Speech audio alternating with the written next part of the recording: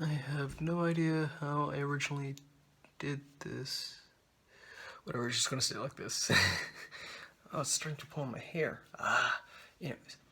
So, when I was making the Ask Puppy Plush Dixie, when I screenshot the comments, I noticed that every single one of them had their names and their face on it. It's like, I'm gonna have to marker that off. And it's just something that you really don't think about whenever you're making this kind of stuff. Like, it's alright if somebody has like some kind of username like Lego Man 2.6 or something like that. But if somebody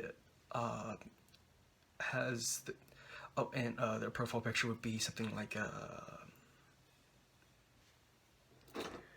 picture of this, I am sure that there's somebody out there who is about to do that, who's about to name their channel Lego Man 2.6, take a screenshot of this, and make it into a YouTube channel. I'm absolutely sure, because there are people out there who are that silly. Anyways, now if somebody were to say, let's just say this guy's name is Master Chief, okay? No, Caboose, better. Caboose. Let's just say that this guy really was Caboose, his name, and he had like his face on it. I can't do that because that would be kind of violating his property in a way. Not privacy, that's it. So, if you have a username, then I can show that on camera or screen.